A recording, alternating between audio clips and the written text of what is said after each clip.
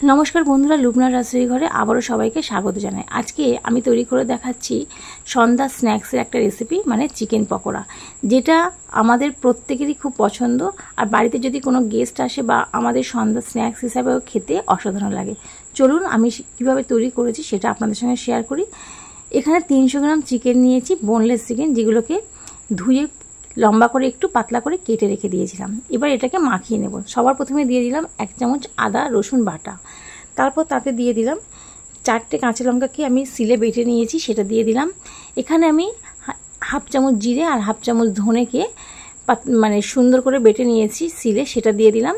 তারপর দিয়ে দিচ্ছি কাশ্মীরি লঙ্কার গুঁড়ো কালারের জন্য। আপনার জিরে আর ধনেকে পাউডারও দিতে পারেন। তারপর দিলাম হাফ চামচ হলুদের গুঁড়ো, 1 চামচ ডার্ক সয়া সস আর 1 চামচেরও কম একটু ভিনিগার। বাইন্ডিংয়ের জন্য দিয়ে দিলাম 2 চামচ বেসন আর 2 চামচ কর্নফ্লাওয়ার। তারপর তাতে দিয়ে দিলাম একটা ডিম।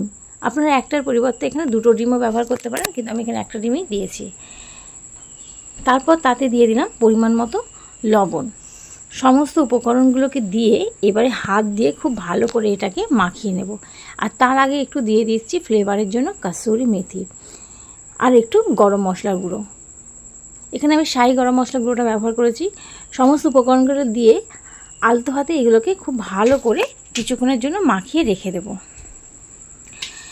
আপনাদের যদি এই রেসিপিটা ভালো লাগে তাহলে অবশ্যই আমার চ্যানেলটিকে সাবস্ক্রাইব করবেন, পাশে থাকা বেল আইকনটি প্রেস করবেন, লাইক কমেন্ট এবং শেয়ার করবেন, যাতে নিত্য নতুন রেসিপি সবার আগে আপনাদের কাছে পৌঁছে যায়। সমস্ত উপকরণ খুব ভালো করে মাখিয়ে নেওয়ার পর 10 থেকে 15 মিনিট একটু রেস্টে রেখে দেব। আর ততক্ষণে আমি কড়াইটা গরম করে নিয়েছি। তারপর তাতে দিয়ে দিলাম পকোড়া করার জন্য পরিমাণ মতো refined oil. Medium to low ফ্লেমে রেখে দিয়েছি। 10-15 মিনিট পর উপর থেকে আমি এবার দিয়ে দিলাম হাফ চামচ বেকিং সোডা আর একটু দিয়ে দিলাম যে তেলটা গরম করেছিলাম সেই গরম তেল। যে কোনো পাকোড়ার ক্ষেত্রে যদি একটু তেল গরম করে দেওয়া যায় তাহলে পাকোড়াটা অনেকক্ষণ মুচমুচে থাকে আর খেতেও খুব ভালো লাগে। সমস্ত উপকরণগুলোকে আবারও দিয়ে চামচের সাহায্যে একটু ভালো করে মাখিয়ে নিলাম। তেলটা যখন গরম হয়ে গেছে গ্যাসের ফ্লেমটাকে আমি মিডিয়ামে করে দিয়েছি। তারপর একে একে পকোড়াগুলো দিয়ে দিয়েছি। আমি একসঙ্গে সমস্ত পকোড়া দেবো না, কিছুটা দিয়ে নিচ্ছি। মানে এই পকোড়া 3 ভাগে ভাগ করব, 3 ব্যাচে ভেজে নেব। কিছুক্ষণ দেওয়ার পর যখন পকোড়াটা নিচে থেকে কুক হয়ে গেছে তখন আলতো হাতে আমি পকোড়াগুলোকে উল্টে দিলাম, দিয়ে আরও 2-1 মিনিট ভেজে নিয়ে তারপর আমি পকোড়াগুলোকে তুলে নিচ্ছি। আমি একটা কাগজের মধ্যে রেখে দিলাম যাতে এক্সট্রা অয়েলটা অ্যাবজর্ব করে নেয়। একই রকমভাবে আমি বাকি যে পকোড়াগুলো আছে সেগুলোকেও ভেজে নেব।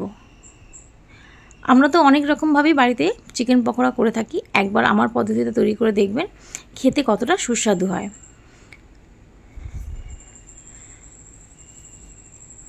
বাকি পকোড়াগুলো একই রকমভাবে ভেজে নিচ্ছি। ভাজা হয়ে গেছে, এবার আমি প্লেটের মধ্যে তুলে নিচ্ছি।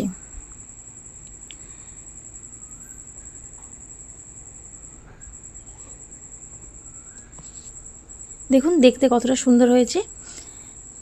কোনো রকম ফুড কালার ছাড়াই আমি এই পকোড়াটা করছি, আর কতটা ক্রিস্পি হয়েছে দেখেই বুঝতে পারছেন।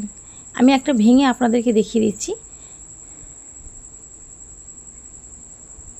এটা যে কোনো সস দিয়ে খেতে খুবই ভালো লাগে। আমি এখানে টমেটো সস দিয়ে পরিবেশন করেছি, আপনারা আপনাদের পছন্দ মতো সস দিয়ে পরিবেশন করে নিতে পারেন। আজকে তাহলে এই পর্যন্ত, আবারও হাজির হয়ে যাব অন্য কোনো দিন অন্য কোনো রেসিপি নিয়ে।